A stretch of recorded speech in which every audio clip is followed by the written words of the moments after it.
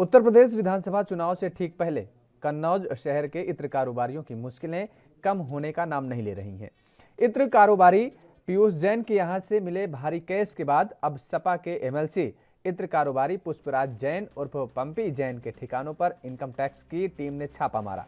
शुक्रवार को आयकर विभाग की टीम ने पंपी जैन के कन्नौज के चिपट्टी और अयूब मियां के आवास पर कारखानों में आईटी की टीमों ने छापा मारा।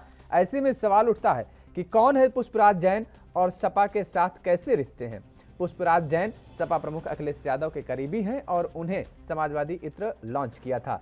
हाल ही में कानपुर में कारोबारी पीयूष जैन के यहां जांच एजेंसियों ने छापा मारा था और सपा नेता पंपी जैन के साथ उनका रिश्ता जोड़ा जा रहा था। इस पर पंपी जैन ने खुद सामने आकर कहा था कि पीयूष जैन ने ना ही हमारे खानदानी है, ना रिश्तेदारी हैं और ना ही उनसे कोई संबंध है। केवल जैन होने की वजह से हमें उनके साथ जोड़ा जा रहा है।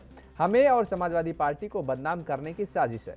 तो वहीं सपा प्रमुख अखिलेश यादव ने छापों को लेकर योगी सरकार पर निशाना साधा है और कहा कि चुनाव आते ही छापे पड़वाए जाते हैं और विपक्षियों को डराने की कोशिश की जाती है।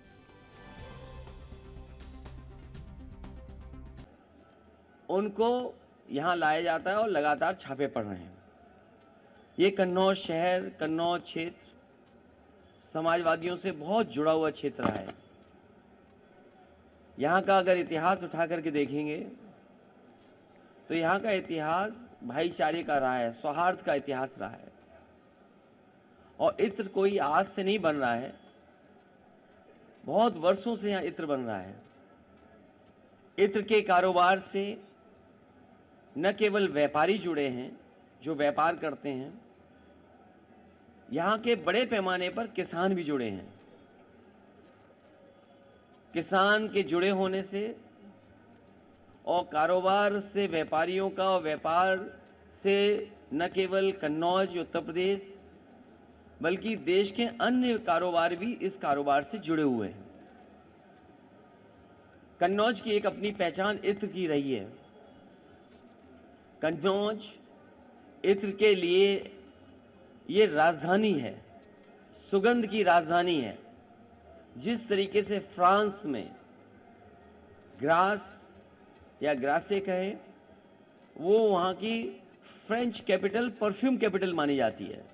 फ्रांस में परफ्यूम कैपिटल अगर है कोई तो कोई ग्रासे कहता है, कोई ग्रास कहता है। वो एक प्रोनाउंसिएशन है कि इंग्लिश या फ्रेंच जो भी कुछ है। लेकिन फ्रांस में भी एक शहर है ग्रासे, वहाँ पर भी मुझे जाने का मौका मिला था जब समाजवादी सरकार थी। ये कारोबार बहुत बड़ा कारोबार है, बड़े लोगों को नौकरी, बड़े लोगों को रोजगार देता है। उसके बाद यहाँ पर एक परफ्यूमरी पार्क लाया गया था। समाजवादी सरकार में उसके लिए बजट दिया गया था, जमीन दे दी गई थी और कोशिश थी कि वो परफ्यूमरी पार्क यहाँ बन जाए। और परफ्यूमरी पार्क से ये फायदा होगा कि जो यहाँ का किसान है फूल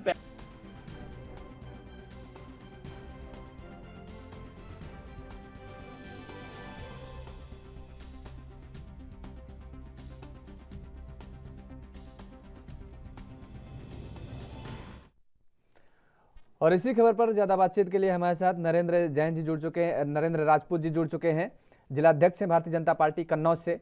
नरेंद्र जी बहुत बहुत स्वागत है आपका। Thank you. नरेंद्र जी, सबसे बड़ी बात ये कि अभी आप सुन रहे होंगे अखिलेश यादव को, जो कि साफ तौर पर ये आरोप लगा रहे हैं कि दरअसल जब दिल्ली से ये लोग आते हैं, भारतीय जनता पार्टी के लोग, तो अपने साथ एजेंसियों को लेकर के आते हैं।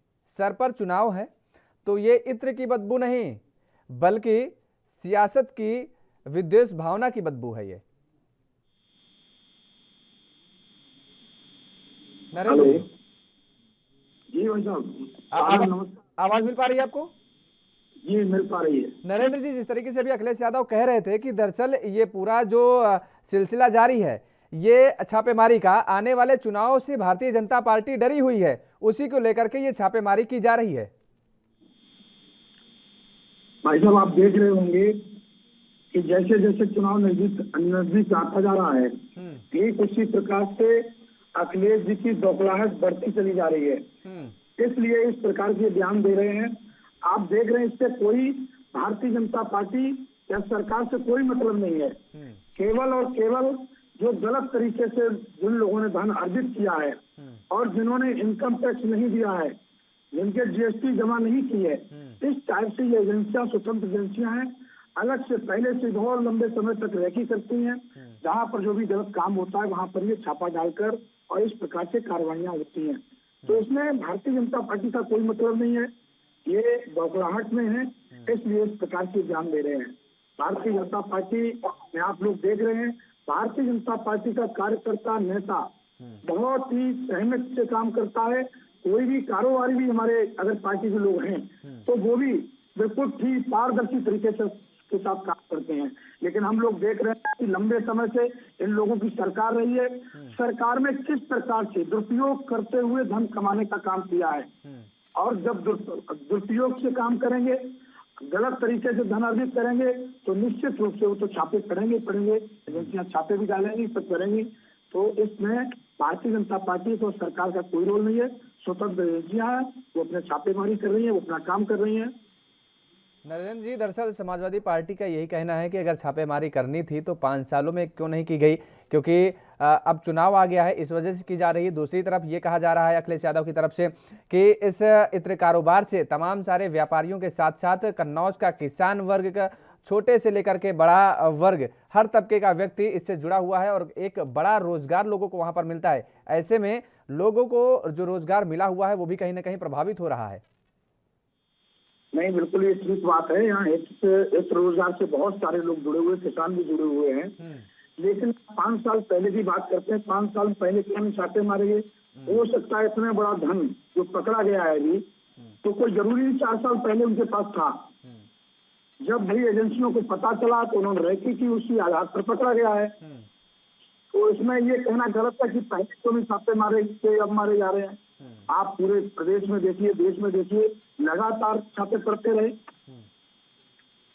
चलिए, बहुत बहुत शुक्रिया तमाम सारी जानकारी देने के लिए, बात करने के लिए। हमारे साथ नरेंद्र राजपूत जुड़े हुए थे, बीजेपी जिला अध्यक्ष हैं कन्नौज से, तो जिन्होंने साफ तौर पर कहा कि दरअसल ये जो छापेमारी की जा रही है इसमें सरकार का या भारतीय जनता पार्टी का कोई रोल नहीं है। एजेंसियां जो हैं वो स्वच्छंद होकर के अपनी तरफ से काम कर रही हैं और जिस तरीके से छापेमारी की जा रही है, जीएसटी को लेकर के जो गड़बड़ी की गई थी इन व्यापारियों के द्वारा, इन कारोबारियों के द्वारा, उसको लेकर के ये बड़ी कार्रवाई की जा रही है और छापेमारी की जा रही है।